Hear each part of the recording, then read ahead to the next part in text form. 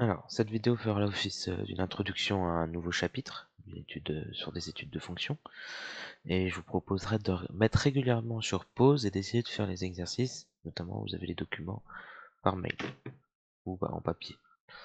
Alors, donc déjà quelques rappels de troisième et aussi de seconde. C'est sur les équations réduites de droite. Donc ça c'est plutôt la partie géométrie de seconde, mais aussi de troisième. Donc, premier point, une droite non parallèle à l'axe des ordonnées, on fera un dessin après, admet une équation de la forme y égale à x plus b. On dit que a c'est le coefficient directeur, b l'ordonnée à l'origine. Voyons voir un dessin, donc le premier point, pardon, hop. Donc je trace un repère, donc, mon axe des abscisses, mon axe des ordonnées, très bien. Je trace une droite non parallèle à l'axe des ordonnées, typiquement ici non verticale. Bon, très bien, je trace ma droite D. Qu'est-ce que nous dit ça? C'est que A c'est le coefficient directeur, on verra ça après, mais B ça va être l'ordonnée à l'origine. Donc le B c'est ici.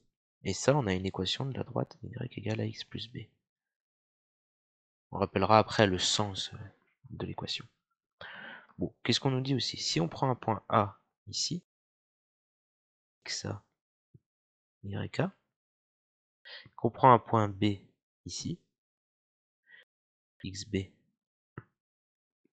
yb, qu'est-ce que nous dit la deuxième formule? C'est que A, le coefficient directeur, c'est donné par la formule, c'est yb moins yk, c'est-à-dire la différence entre les deux ordonnées, ce qui revient à faire cette distance-là, qu'on voit avec la flèche là, divisé par la distance entre les deux abscisses, xb moins xa. On peut voir ça sous forme de distance. Donc autrement dit, si je fais un petit triangle rectangle ici, c'est la différence, c'est cette longueur-là, je peux résumer ça comme ça, divisé par cette longueur-là. La petite subtilité, c'est que, bon, les longueurs sont positives, et imaginons que la droite descende, bah, yb moins yk, ce serait dans l'autre sens, donc ce serait négatif. Donc si ça descend, on mettra un signe moins. C'est tout, c'est la seule particularité pour dire que c'est pas vraiment des longueurs. Bon, là on monte, donc on compte positivement, mais dans des dessins, lorsqu'on descend, bon, on mettra moins à la place, c'est tout. Donc c'est la différence des ordonnées divisée par la différence des abscisses. Bon, on a un cas particulier, maintenant, c'est si la droite est parallèle à l'axe des ordonnées, donc par exemple ici, 0, 1, 1, ok. Je fais une droite, donc une droite parallèle à l'axe des ordonnées, c'est une droite verticale. Y, pardon, c'est pas Y, qu'est-ce que je dis? C'est X égale C, et le X égale C, c'est parce que c'est tout simplement ici, C c'est la valeur, X égale C. Maintenant, intéressons-nous au sens d'une équation. L'équation de la droite, donc on voit bien à chaque fois, ça dépend des coordonnées des points. Y et X. X qui représente l'abscisse, Y l'ordonnée. Par exemple, si je vous dis un exemple, hein, Y, une droite D qui a pour équation Y égale 3x moins 2. Là, on voit que 3, c'est le coefficient directeur, pardon. Et 2, moins 2, pardon, l'ordonnée à l'origine.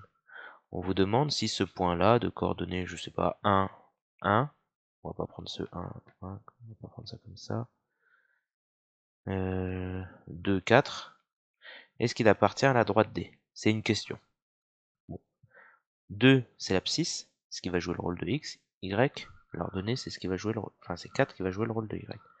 Mais je regarde, si c'est Y et X ici, vérifie l'équation. Y égale 3x plus 2. Je sais quoi? Je sais que Y vaut 4 ici. Et maintenant, je vais regarder 3x moins 2. 3 fois 2, 6. Moins 2, 4. Ah, je retrouve bien. Donc 3 fois xa. Donc là, c'est xa. YK. Donc je regarde. Et je trouve bien cette chose-là. Donc 3 fois l'abscisse de A. Je retombe bien sur l'ordonnée de A. Ça veut dire, donc, A appartient à la droite D. C'est bon. Si jamais j'avais trouvé autre chose que 4, ça ne m'appartenait pas. Maintenant, si je veux le tracer, qu'est-ce qu'on me dit? C'est que l'ordonnée à l'origine, alors on fait ça grossièrement, hein. Donc l'ordonnée à l'origine c'est moins 2, donc ici en moins 2, c'est-à-dire que je coupe ici à ce point-là, Et après, je peux dire, bon, le point A de coordonnées 2, 4, 1, 2, 3, 4, ça passe par ce point-là. Et là, j'ai 2 points, je peux tracer la droite. Donc, j'aurais pu placer 2 points. Si je veux trouver moi-même un point, ben je dis par exemple, pour x égale 0, je calcule. Pour x ou x égale 1, hein, par exemple. C'est pour x égale 1, qu'est-ce que j'ai? Y égale 3 fois 1 moins 2, 3 moins 1, 1. Donc j'aurais trouvé, pour x égale 1, je trouve 1. Donc c'est-à-dire que je peux avoir le point B de coordonnées 1, 1. Et je placerai le point B et je tracerai. Donc ça c'est un moyen, je trouve les points et je les place et ensuite je trace ma droite. Donc par exemple le point B là, bah, j'ai trouvé un point, j'en trouve un autre, le point A, encore un autre point et je trace ma droite. Maintenant si je veux pas trouver des points, qu'est-ce que je fais? Donc imaginons que j'ai pas mon point A non plus, on oublie le point A, hop, donc je vais mettre plus gros, on oublie ce point là. Comment je fais pour tracer? Et je me sers de l'ordonnée à l'origine, qui vaut moins 2, et je me sers aussi du coefficient directeur. Le coefficient directeur c'est 3. On avait dit que c'était la différence des ordonnées divisée par la différence des abscisses. Donc ça je l'appelle delta y sur delta x. Delta que grosso modo on peut voir ça comme différence. Delta y sur delta x, donc delta des différences, delta des ordonnées divisé par delta des abscisses. C'est-à-dire que 3 delta y sur delta x. Autrement dit, ça c'est la différence des abscisses. Si j'avance de 1, s'il y a un écart de 1, donc si delta x vaut 1, alors delta y sur delta x qui vaut 1, donc delta y sur 1, ça fait juste delta y. C'est-à-dire qu'il y a un écart de 3 au niveau des ordonnées. Donc là, je me place à mon point, qui est à droite, là où j'ai fait ma croix rouge. Si j'avance de 1, en ordonnée, il y a un écart de 3. Étant donné que c'est positif, je vais monter. Donc 1, 2, 3. Et j'arrive ici. Et là, ça me donnait mon deuxième point, ce qui va me permettre, donc j'ai fait ma deuxième croix pour tracer la droite. Et si vous tracez correctement, pas comme moi, pas n'importe comment, ben ici vous retrouverez bien votre point de coordonnées 2, 4 qu'on avait avant, à peu près 1, 2, 3, 4. Et là on retrouve bien notre point de coordonnées 1, 1 qu'on avait dit aussi encore avant. Voilà. Donc ça c'est comment on fait pour tracer des droites, etc. Je vous invite à vous entraîner ou à revoir le cours de l'année dernière. Maintenant, un petit QCM pour pouvoir faire ça correctement. Bon. Alors, donc on analyse déjà le dessin hein, avant de regarder les questions. On a 4 droites, D1, D2, D3, D4. Est-ce qu'il y en a qui sont parallèles à l'axe des ordonnées? Oui, il y en a une, c'est D2. Donc on sait déjà que son équation c'est x égale quelque chose. Et les 3 autres c'est y égale à x plus b. Donc déjà là on va commencer à analyser le problème, on n'a même pas regardé les questions. Regardons maintenant la question. On doit déterminer une équation de la droite D1. Donc déjà c'est pas parallèle à l'axe des ordonnées. Donc c'est y égale à x plus b. Ok. Regardons l'ordonnée à l'origine. C'est là. Donc là, B, ça vaut 3. Coefficient directeur. Bon, là, ça va être facile, mais on va voir, hein, imaginons. Bah, il suffit que je place 2 points. Je place un point A ici, un point B ici. Donc le point A, c'est coordonnée 0, 3. B, 1, 3. Je calcule. Donc A, j'avais dit que c'était YB moins YA sur XB moins XA. Donc YB 3, YA 3, XB 1, XA 0. Donc 0 sur 1, 0. Donc l'équation ici, c'est y égale 0 fois x plus 3, c'est-à-dire y égale 3. Donc là, je peux tout de suite répondre que la réponse, c'est celle-ci. Grâce à tous mes calculs. Bon là, on va dire c'est une méthode naïve. On peut aller bien sûr un peu plus vite ici, en remarquant tout simplement que c'est une droite horizontale, son coefficient directeur vaut 0. Parce que le delta y d'avant, la différence des ordonnées, étant donné qu'on ne monte pas et qu'on ne descend pas, c'est 0. Donc ça sera 0 sur quelque chose, donc 0. Donc coefficient directeur d'une droite horizontale, 0. Donc ax plus b, il n'y a pas de ax, parce que a vaut 0, il y a juste le b. Et l'ordre de l'origine ici, c'est 3. Donc on peut retenir que on aura toujours y égale quelque chose. Donc y égale 3 ici en l'occurrence. Voilà. Si on essaie de regarder les deux autres équations, x égale 3, ce serait plutôt une droite verticale, comme ça. Et y égale 3x, c'est un coefficient directeur égal à 3, qui passe par l'origine du repère, hein, parce que ça passe par le point de coordonnées 0, 0, ou l'ordonnée à l'origine c'est 0, parce que c'est 3x plus 0. Donc ça passe par ce point-là. Quand j'avance de 1, j'augmente du coefficient directeur 1, 2 et 3. Donc autrement dit, ça ferait cette droite-là, pour l'équation y égale 3x. Bon, regardons la question suivante. Une équation de la droite D2. Ah, on a dit tout à l'heure c'est x égale quelque chose. Bon, il n'y en a qu'une, donc déjà on sait que c'est ça. X égale moins 2, c'est normal, on est en moins 2 ici. Ok. Coefficient directeur de la droite D3. Donc soit on prend deux points, donc là j'en prends un ici, un deuxième là, coordonnées 0, de 1, 0, pardon. Donc là les coordonnées c'est 1, 0, et là les coordonnées sont 2, 2, et on fait la formule qu'on avait, hein, avec xb, enfin yb moins yk sur xb moins xa.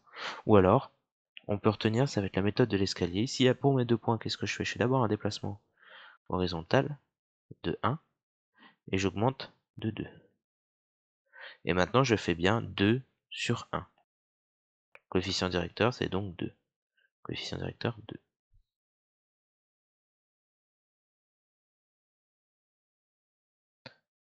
Maintenant, le coefficient directeur de la droite D4.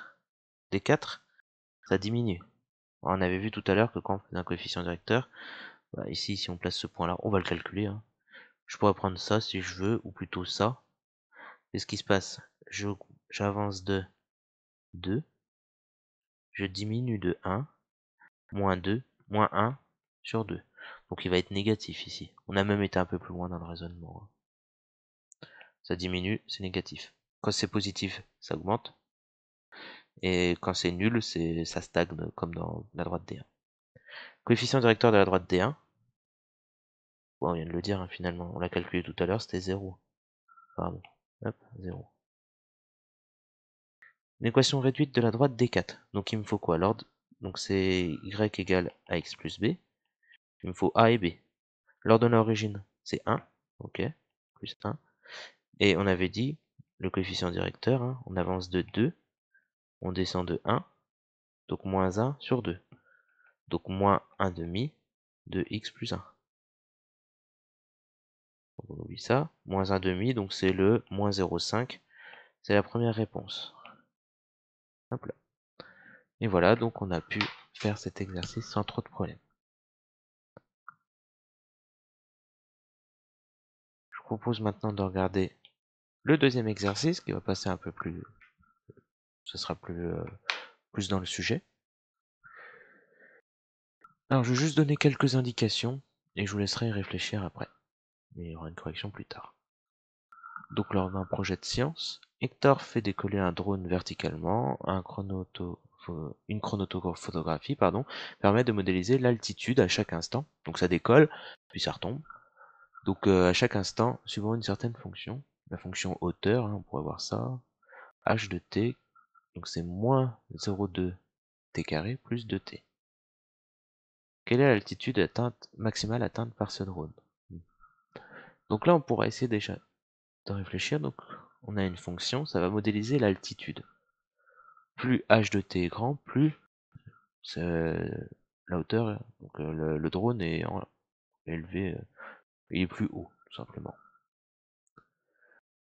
Donc l'altitude maximale, ça revient à voir le maximum de cette fonction. Alors quelle fonction on a? On a une fonction h, c'est un polynôme de degré 2.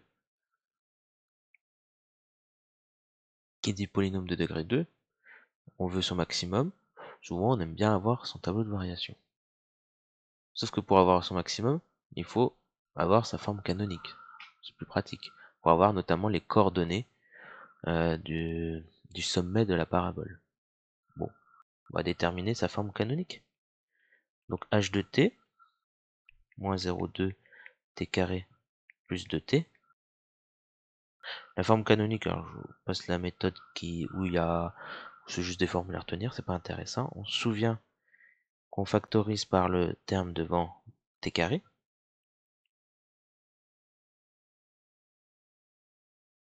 on obtient ça. Ensuite, bon, on simplifie ce qu'on peut simplifier, hein. Donc, pas oublier, donc 2 sur moins 0,2, hein, ça va nous donner 10. Moins 10, pardon.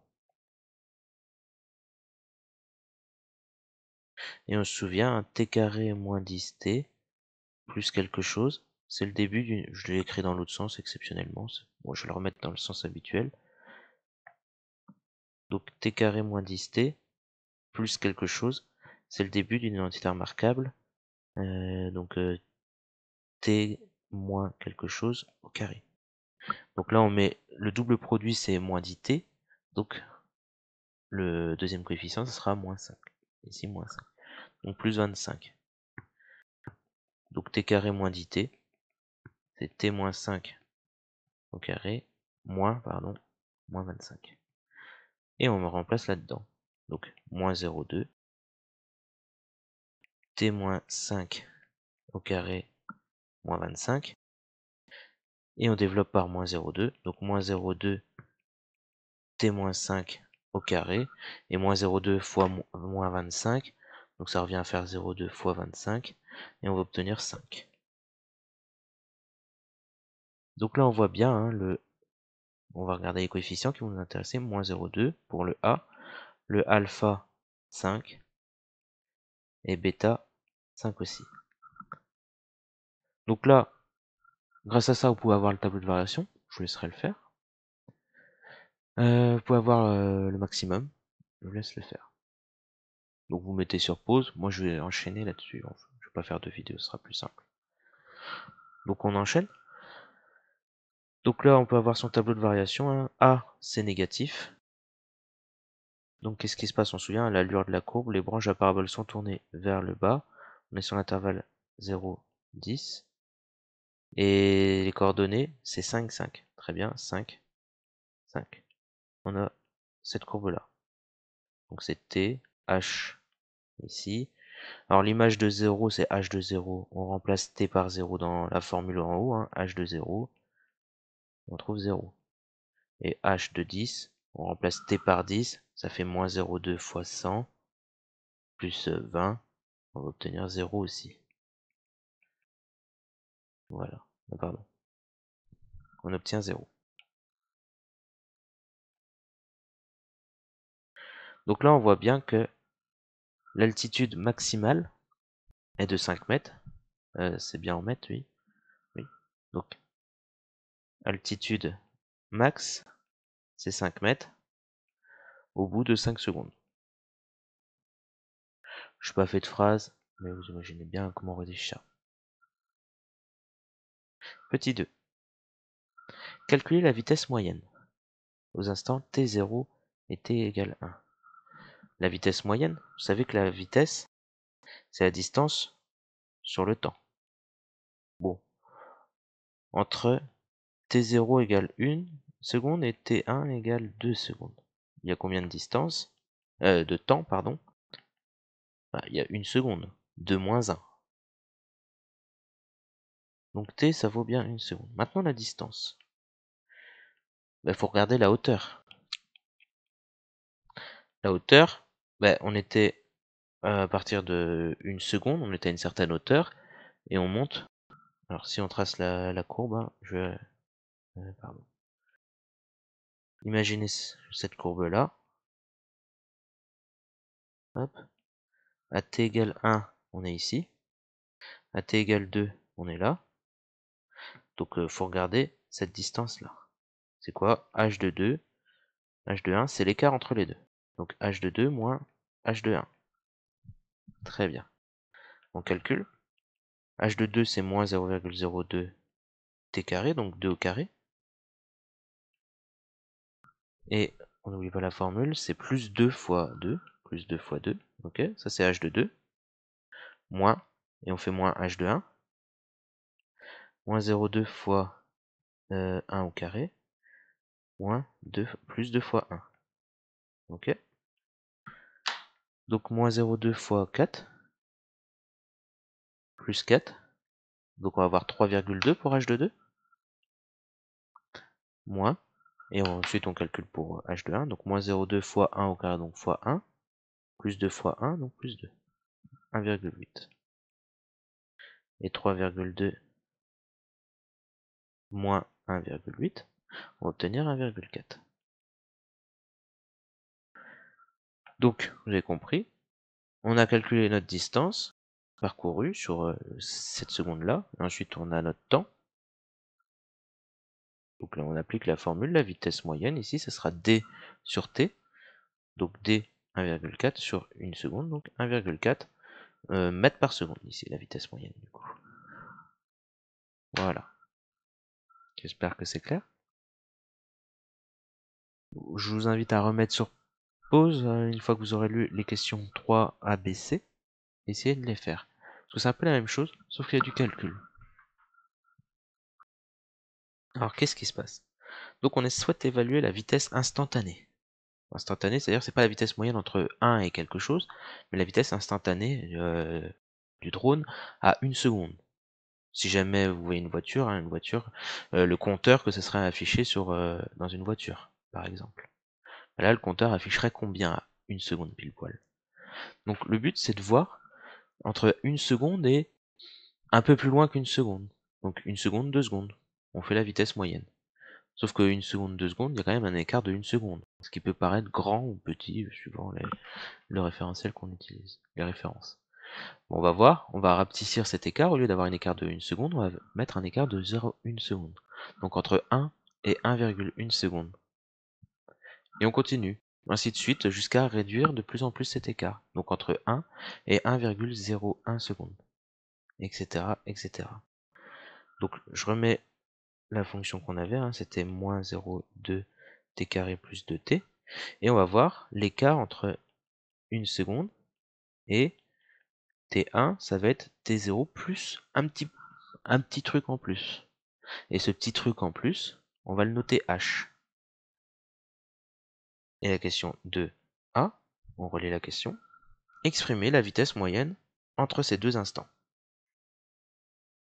Donc si vous avez compris, hein, le temps, c'est l'écart entre les deux, et la distance, donc la distance, on se souvient, donc c'est le temps, bah, c'est t1 moins t0, on calcule, et la distance, bah, c'est h de t1 sur h de t0. C'est l'écart entre les deux valeurs, comme on a fait tout à l'heure, je vous remontre. On avait fait entre 1 et 2, donc h de 2 moins h de 1, tout en bas ici, h de 2 moins h de 1, et juste au-dessus, entre t0, 1 et t1 égale 2. C'est exactement pareil, et ensuite on a fait la division. Vous faites les calculs, vous mettez sur pause et vous reviendrez après. Moi je continue. Donc T1 c'est 1 plus H. Hein, si vous, T0 c'est 1, donc T1, T0, voilà, donc c'est 1 plus H. Moins 1, donc ça c'est juste H. Ok. Maintenant H de T1 c'est H de 1 plus H. H de 1 plus H. Moins H de 1. Bon, H de 1, je l'ai calculé tout à l'heure. On avait trouvé combien? On peut regarder. 1,8. C'est la valeur qui est ici, en bas à droite, que j'ai rien entouré. Donc ça fait moins 1,8, très bien. Et là, pour h de 1 plus h, il faut remplacer t, donc moins 0,2, fois t, donc au lieu d'avoir t, c'est 1 plus h, au carré, hop, on met bien les parenthèses, plus 2t, donc 2 facteur de 1 plus h. Donc là, il faut bien faire attention. On a identité remarquable, moins 0,2 facteur de 1 plus 2h plus h carré, plus 2, on développe, hein, ici, 2 fois 1, 2, 2 fois h, 2h, et il y a toujours le moins 1,8 qui est à la fin. Bon, on développe tout ça, moins 0,2 fois 1, ok, moins 0,2 fois 2h, donc ça fait, on multiplie par 2, hein, moins 0,4h, et moins 0,2 h carré, plus 2, plus 2h, moins 1,8. On simplifie, on remarque que moins 0,2 avec le moins 0,8 ça va faire moins 2, et avec le plus 2, tout ça se simplifie. Ça va? Au niveau des h, on en a moins 0,4, on en rajoute 2. On le fera juste après. Donc ça fait moins 0,2 h carré. Ah, maintenant pour les h, on en a moins 0,4, on en rajoute 2. Bah, ça nous fait 1,6 h. Bon. Vous remarquez qu'on peut factoriser par h. On va le faire. Alors, si c'est pas clair pour vous la factorisation, écrivez h carré comme h fois h. Soulignez votre facteur commun par exemple. Et vous factorisez par h. Voilà. Moins 0,2 h plus 1,6. Donc ça c'est notre distance. Et pour avoir notre vitesse moyenne, bah, qu'est-ce qu'on fait? On fait d sur t. D, on a trouvé h facteur de moins 0,2 h plus 1,6. Et le temps, c'est h. Voilà pourquoi j'en ai profité pour factoriser par h, parce qu'ici, on voit qu'il y a une simplification des h. Ce qui me donne moins 0,2 h plus 1,6. Pour b, on me demande, la question b, prenez votre temps, refaites-le, hein, on me demande pour h égale 1, h égale 0,1 et h égale 0,01. Que vaut v? Mettez sur pause, calculer. Bon, moi je continue. V ici, ça va donner 1,4. Ensuite, on enlève, on fait pour h égale 0,01, ça va faire 1,58. On continue pour h égale 0,01 et ça va nous donner 1,598. Pardon.